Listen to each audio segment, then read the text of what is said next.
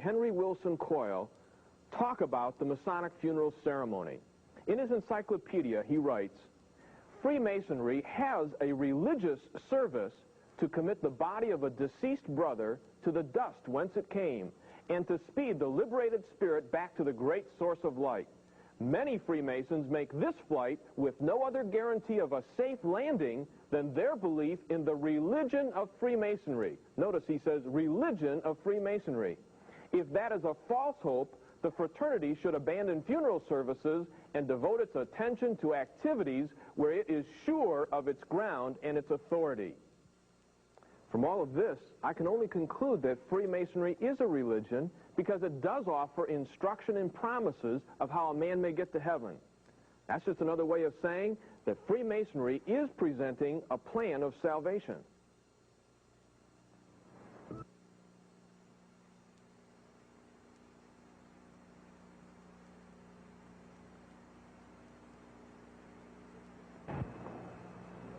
If you just joined us, we're investigating the question, is Freemasonry a religion? We've already found out that it fits the definition of religion as given by Webster, and we've already seen that it does offer a plan of salvation, how a man can go to heaven. But then there are some Masons that would say, but Freemasonry cannot be a religion because it has no creed, it has no confession of faith, it has no theology, no ritual of worship. Well, we want to take a look at those, and first, can any Mason say that he has no creed? Here's what Henry Wilson Coyle in his Masonic Encyclopedia has to say about that.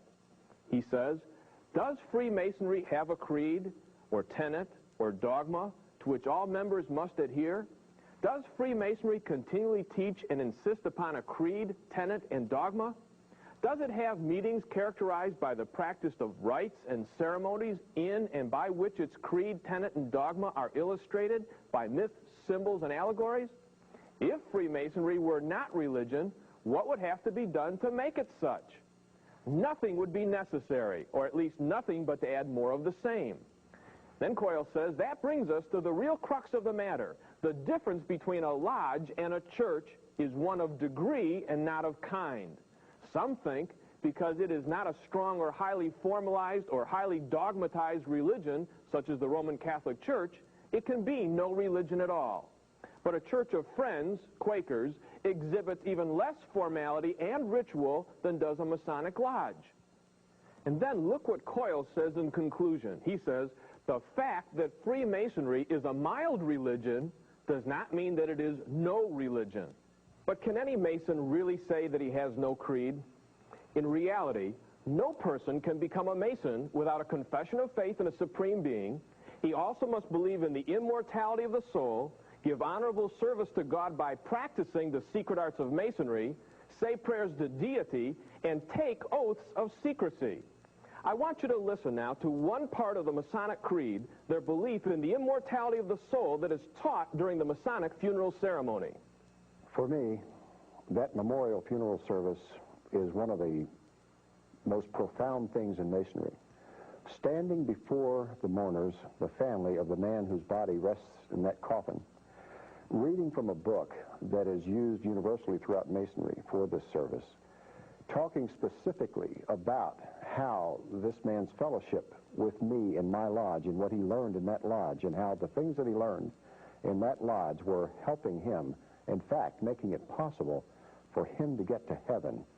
That's very, very profound.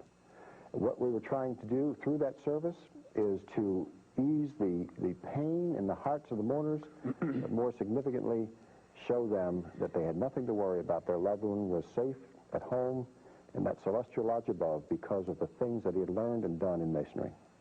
I believed in my heart that what I was saying was true because I believed the teachings of Freemasonry before I was a Christian was true on how to make a man good and how to get to heaven.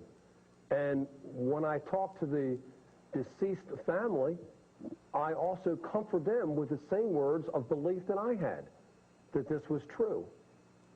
At the point at which I found, as far as myself is concerned, what actually cemented the fact that this was true, even before I was a Christian, was because standing beside me at some of the services, as well as standing beside me in the lodge as well as taking part in the ceremonies, were Masons that were elders, deacons, Sunday school teachers, and pastors of my church that I even went to myself and was a member of before I was a Christian. So thereby, my thinking that it was wrong was completely put at ease because those I really trusted in knowing the Word were standing right beside me. If what Jack said is correct, how can any Mason truthfully say he has no confession of faith in a doctrinal statement? Let me ask you, do all religions believe in the doctrine of the immortality of the soul? The answer is no. Seventh-day Adventists, Jehovah's Witnesses, Armstrongites, and Buddhists, to name just a few, do not. Do all believe in a supreme being? No. Hindus believe in millions of gods. So do Mormons. At death, do all believe they will reside in the celestial lodge in the sky for all eternity? No. Hindus and Buddhists believe in the extinction of the person. Mormons believe they can become gods themselves. Jehovah's Witnesses believe only 144,000 will get to reside in heaven, and all the rest who aren't annihilated will stay on earth. Right here, it's very plain to see that the Masonic Lodge has its own very distinct doctrinal statement. Then I want you to notice that Masonic teachings are accepted by Masons as authoritative dogma. That is, principles and instruction taught and held by their own body of believers. And Masonic dogma is not held by all others. That's exactly what dogma is, a distinct set of beliefs. And Masonic dogma is very distinct. Then how can anyone say Masonry has no theology? Well, the definition of theology, theos, God, plus legion, to speak, is to speak of God. Masonry speaks of God, demands belief in God, informs each candidate that the true name of God has been lost, and then in a later degree reveals that lost name. In the 7th or Royal Arch degree, you can look it up in your manual, the lost name that is given is Jah, Bull, An, the joining of Jehovah, Baal, and Osiris, something that the God of the Bible strictly forbids. But I want you to listen to Webster's dictionary define the word theology and then compare that to Masonry. Webster defines theology as the relationship between God and the universe, a specific form or system as expounded by a particular religion or denomination. Now, does Masonry have its specific form, which clearly spells out exactly how one is to perform their ceremonies? Of course it does. It is the ritual. Then, can any truthful Mason say that Masonry has no ritual of worship? Well, obviously, Masonry has 32 degrees of ritual, but is the ritual worship? Now, I want you to look at Webster's dictionary, how he defines the word worship. Webster says worship is defined as a prayer or other rites showing reverence or devotion for a deity, for a god. According to this definition from Webster's, aren't Masons worshiping in every lodge meeting they hold? Then finally we want to ask, how can any Mason say that in the lodge they have no symbols that are religious in the sense of symbols that are found in a church or synagogue? Listen. The symbols are related to the character of man to man. They are not related to God. We have no symbols that are religious in the sense of symbols in a church. Well, as worshipful master and conferring those degrees for many years, I didn't look at it that way. I had a chaplain to my left, and every lodge had to be open and closed with prayer. Every lodge had to have a Bible upon the altar of some religion. Every lodge made the candidate obligate himself upon that Bible. Also, in the lodge, we have all various things and tools regarding religious worship.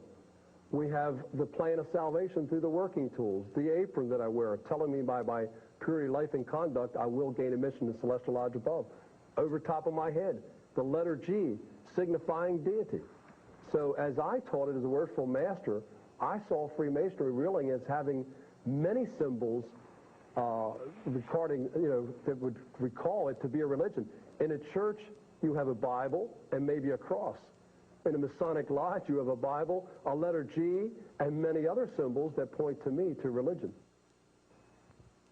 In conclusion, tonight we have seen that Freemasonry does fit every standard definition of religion. It does offer a system of salvation. It does have a creed. It does have a confession of faith. It does have a theology. It does have a ritual of worship. And it does have symbols like those found in a church.